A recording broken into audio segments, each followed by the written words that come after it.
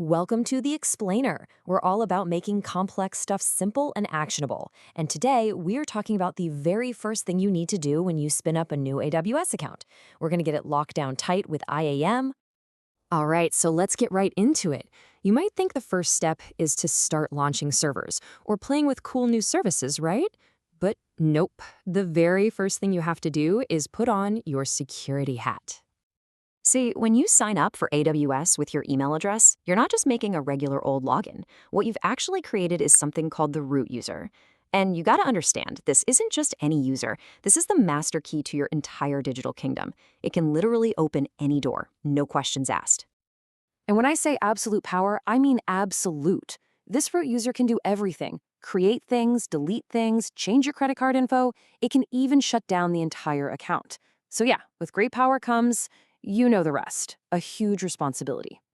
So here's rule number 1 for AWS security, and it is dead simple. You do not use this master key for your everyday work, period. You're going to lock it away in a virtual vault and only bring it out for a very, very short list of specific tasks. Okay, so how do we actually lock it away? What does that look like in practice? Well, that leads us right to our first, totally non-negotiable step. It's actually a pretty simple 2-step deal. First, you need a super strong, unique password. That's a given. But here's the thing. A password by itself just isn't enough anymore.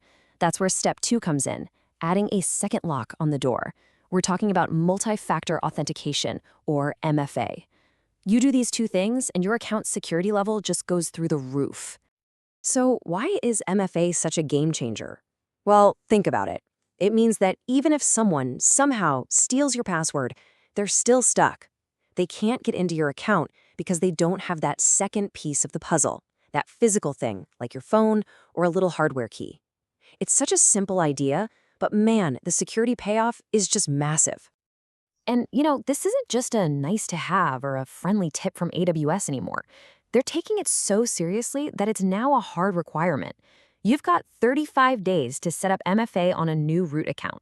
That alone should tell you everything you need to know about how absolutely critical this is. Okay, so we've got our root user locked down tight. Awesome. But that leaves a pretty big question, right? How do we, actually use our AWS account now?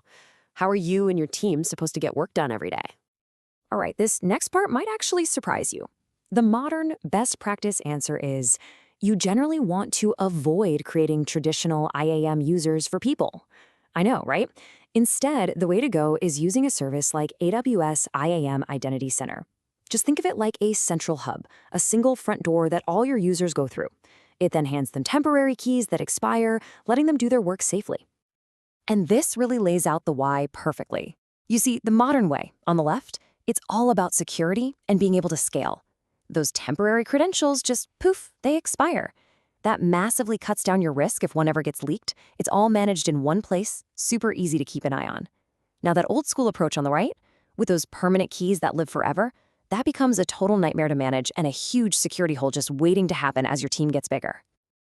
Now, the key takeaway here is that even though we're avoiding them for our day-to-day human access, there are still a few very specific technical situations where you do need an old-school IAM user. Think of these as the exceptions that prove the rule. And honestly, the most important one is that first one right there. So let's zoom in on that break glass user, because this is probably going to be the very first IAM user you actually create after you secured your root account. So what is a break glass account? It's exactly what it sounds like. It's your emergency fire escape. Let's say your main login system, your IAM Identity Center, is down, or you get locked out. Whoops, this is your backup plan. It's a highly privileged account that lets you get back in and fix whatever is broken. And because it's so powerful, you have to protect it just as fiercely as you protect that root user. And this quote from the official docs really says it all. You don't just give this password out. It gets locked away somewhere super secure. We're talking a vault, either physical or digital, and a trusted person only brings it out when there's a real, honest-to-goodness emergency.